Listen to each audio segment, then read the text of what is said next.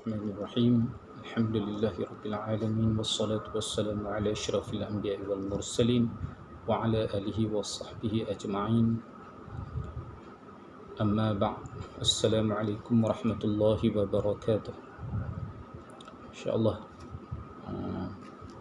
tazkirah 5 minit kita mudah-mudahan bermanfaat untuk semua.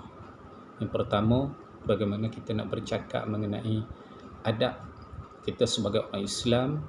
Apabila kita bercakap, di dalam Islam itu sendiri menyebutkan ada apabila kita bercakap, iaitu yang pertama, semua perkataan yang kita cakapkan mestilah membawa akan kebaikan.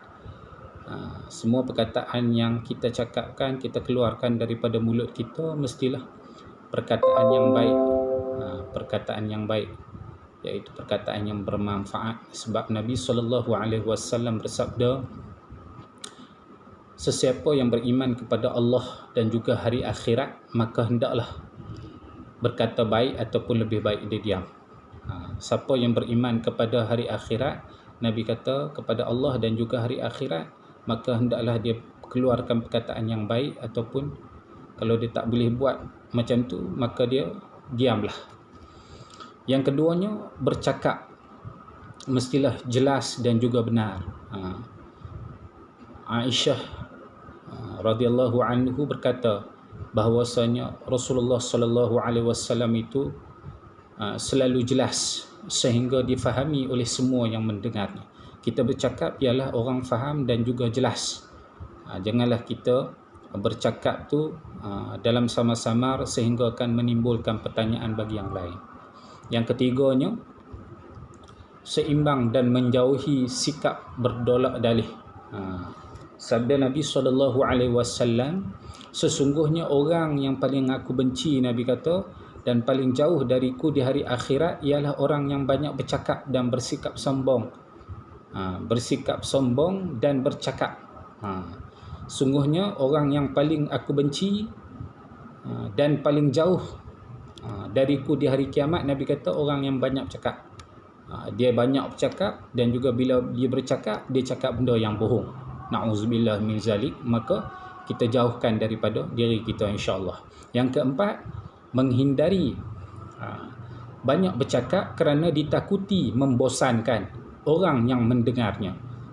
Hindarkan diri kita daripada kita banyak bercakap. Sebab bila banyak bercakap, orang kata kadang-kadang kita syok sendiri. Kita syok sendiri apa yang kita cakap. Dan ditakuti apa yang kita cakap itu membosankan orang lain. Hadis riwayat Al-Wa'il adalah Ibnu Mas'ud sentiasa mengajar kami setiap Khamis. Maka berkata seorang lelaki, wahai Abu Abdurrahman, gelaran kepada Ibnu Mas'ud, Abu Abdurrahman, gelaran kepada Ibnu Mas'ud, kamu mahu mengajar kami pada setiap hari? Dia tanya. Ibnu Mas'ud kata apa?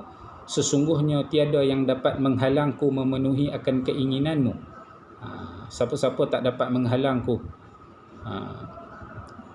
Tiada yang menghalangku memenuhi akan keinginanmu.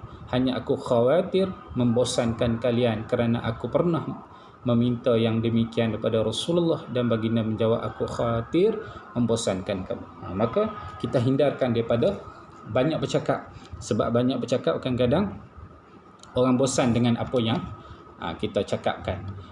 Seterusnya, yang kelima, menghindari daripada menyatakan yang batil. Benda-benda yang bohong, benda yang jauh pada kebenaran, maka kita kena hindarkan daripada diri kita. Sebab akibat dia sangat buruk, dan juga orang akan jauh daripada kita. Seterusnya, mengulangi perkataan yang penting jika diperlukan. Benda-benda yang penting kita ulang. Adab dalam bercakap, mana benda yang penting kita ulang. Dan seterusnya, menjauhi perdebatan yang sengit. Bila mana kita debat, benda tu boleh bawa debat, maka kita elakkan. Sabda Nabi, tidak sesat sesuatu kaum setelah mendapat hidayah, melainkan kerana terlalu banyak debat. Banyak debat. Menjauhi kata keji, mencela dan melaknat. Jauh perkataan yang tidak elok, keji, mencela dan juga melaknat. Menghindari banyak kelakar, melawak Hindarkan diri kita banyak melawak. Sebab apa? Nabi kata sesungguhnya seburuk-buruk orang di sisi Allah di hari akhirat ialah orang yang suka membuat manusia lain ketawa. Menghina atau aibkan orang lain. Kita bercakap tu kita hina, kita aibkan orang lain. Menghindari dusta. Menghindari benda-benda yang boleh bawa kepada kebohongan. Menghindari benda-benda yang boleh membawa kepada orang lain tak percaya dengan perkataan kita, dan benda yang kita cakapkan itu adalah benda yang dusta, benda yang bohong. Menghindari ghibah, yakni mengumpat dan juga adu domba. Kita mengumpat orang ni, mengumpat orang lain. Kita tak pernah mengumpat diri kita tak. Apabila kita bercakap, kita seronok, kita mengumpat orang lain. Maka firman Allah Subhanahu wa taala di dalam surah Al-Qaf, maksudnya semasa dua malaikat yang mengawal dan menjaganya menerima dan menulis segala perkataan dan perbuatannya, yang satu duduk di sebelah kanannya dan yang satu lagi di sebelah kirinya, tidak ada sebarang perkataan yang dilafazkannya atau perbuatan yang dilakukannya, melainkan ada di sisinya malaikat pengawas yang sentiasa sedia menerima dan menulisnya. Malaikat, maknanya sebelah kanan, sebelah kiri ada mengawal diri kita, sebab bila kita bercakap dia akan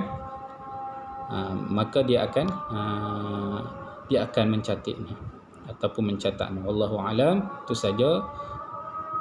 Assalamualaikum warahmatullahi wabarakatuh.